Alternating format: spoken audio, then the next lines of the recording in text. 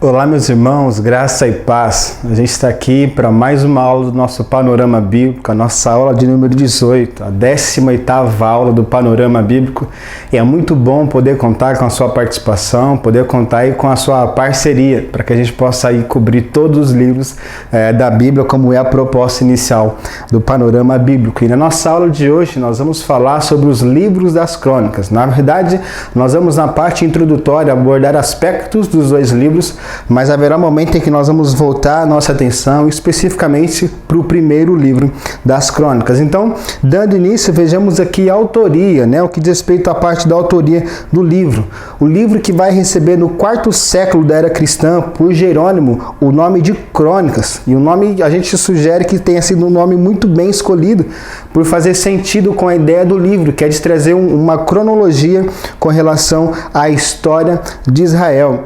Os livros que formavam um só volume, ou que formam um só volume no cano hebraico, levam o nome de Atos dos Tempos, ou Atos dos Dias. Esses são os dois nomes que o livro leva no cano hebraico. Já os tradutores gregos optaram por colocar o nome do livro de Paraleipomena, que significa as coisas esquecidas, uma vez que o autor aí ele vai trazer um suplemento para o que diz respeito aos livros de Samuel e aos livros de Reis. A autoria do livro, embora sejam livros anônimos, segundo a tradução judaica, a tradução hebraica, ela é colocada na conta de Esdras, o sacerdote. Segundo a tradição hebraica, foi o autor das crônicas, foi o próprio Esdras, o sacerdote. O livro foi escrito aproximadamente no ano de 430 a.C. Embora aí há uma data aproximada, o livro cobre um período de extensão muito extenso. Na verdade, o livro vai cobrir praticamente, podemos dizer que o Antigo Testamento por completo, começando lá no primeiro capítulo do primeiro livro das Crônicas, com a genealogia a partir de Adão, e encerrando lá no último capítulo de 2 Crônicas, falando sobre o decreto do rei Ciro. Vejamos o cenário histórico, começando aí pelo cenário político. Quando os livros de crônicas foram compilados, Judá já não era mais uma monarquia, e sim apenas um grupo pequeno de exilados, o que não quer dizer que não havia influência política naquele tempo. Nós podemos, por exemplo, nos lembrar de Daniel, que tanto no Império Babilônico como no Império da Pérsia ocupou a posição de primeiro-ministro.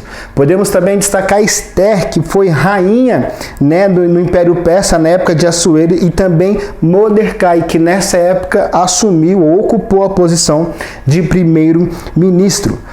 O cenário religioso da época em que o livro foi escrito era um cenário de estagnação religiosa, uma vez que o povo pensava que assim que eles retornassem para a sua pátria, o Senhor iria automaticamente instituir rapidamente o reino messiânico. E uma vez que isso não aconteceu, o povo acabou se estagnando aí na sua espiritualidade, e aí a partir disso Esdras vai escrever os livros de crônicas com a finalidade de realçar para o povo a soberania de Deus e o governo do Senhor sobre todos os acontecimentos da história da humanidade.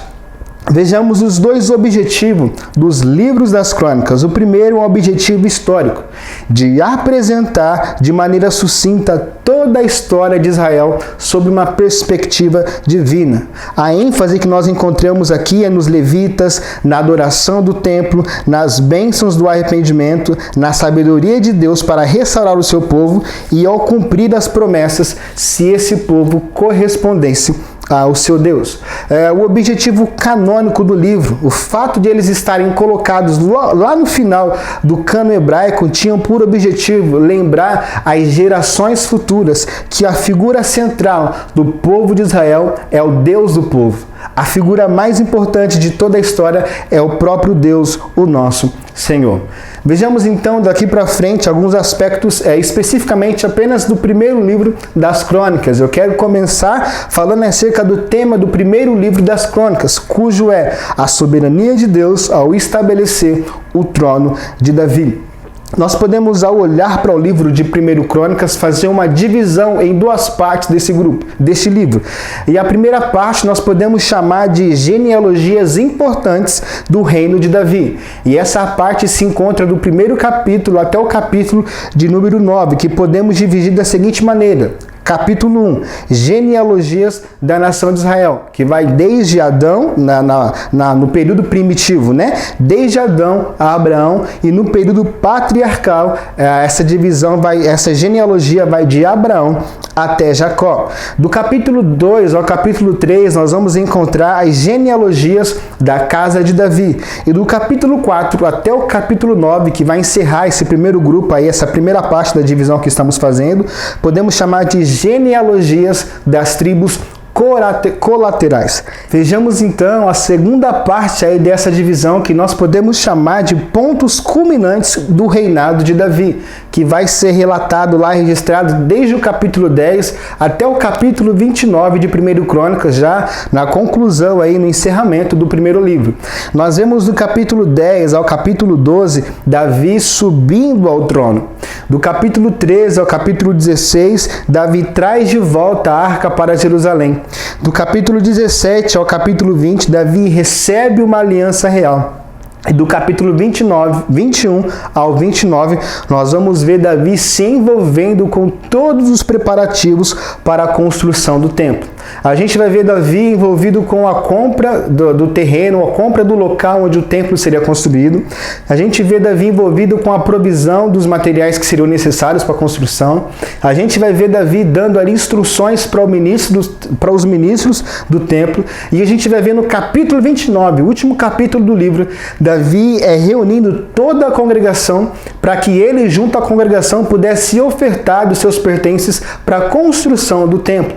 E a Bíblia vai dizer ali no versículo 3 de 1 Coríntios 29 que Davi ofertou ouro, prata, bronze, madeira, ferro e tantas outras pedras preciosas que fazia parte aí do tesouro pessoal de Davi, e depois disso ele vai dar oportunidade para que os chefes de famílias, para que os capitães e para aqueles que estavam envolvidos com o serviço ali pudessem também contribuir das suas riquezas. E ao olhar esse texto, eu quero trazer para nossas vidas 3 aplicações.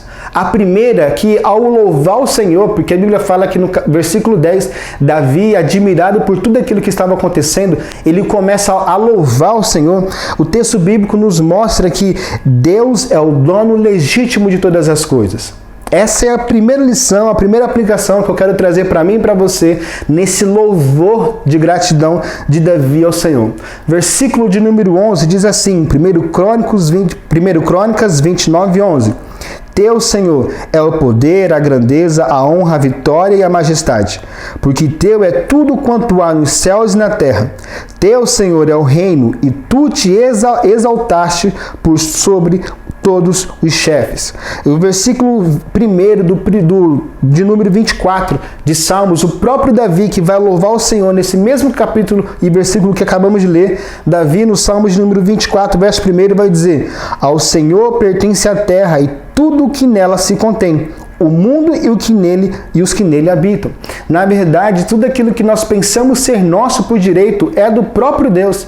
Davi, quando estava louvando, vai dizer: Senhor, agora eu percebo que na verdade tudo aquilo que ofertamos, estamos ofertando porque primeiro recebemos o Senhor. E essa é a primeira aplicação. Deus é o dono legítimo de todas as coisas. A segunda aplicação aqui no ato da contribuição, o nosso coração está sendo provado. Se para o homem carnal o ato de contribuir, de ofertar e de dizimar é apenas um hábito que diz respeito ao aspecto financeiro, para eu e você que nascemos de novo, nós precisamos ter em mente que esse é o momento, ou melhor, esse também é o momento em que o Senhor está interessado no nosso coração. O Senhor está provando o nosso coração. Vejamos o que Davi vai dizer na primeira parte aí do versículo 17. Bem sei, meu Deus, que Tu te provas os corações e que da sinceridade te agradas. E a gente se recorda do texto de Paulo escrevendo aos Coríntios: olha, o Senhor ama quem dá com alegria, quem faz com liberalidade, não quem dá por tristeza ou quem dá por obrigação. E há também uma terceira aplicação. Poder contribuir deve alegrar o nosso coração. Versículo 17. Eu também, na sinceridade de meu coração, dei voluntariamente todas essas coisas. Ele vai dizer: acabo de ver com alegria que o teu povo que se acha aqui te faz ofertas voluntárias. Vejamos então duas contribuições singulares aí para a gente já sinalizar a nossa 18ª aula aqui do nosso panorama bíblico.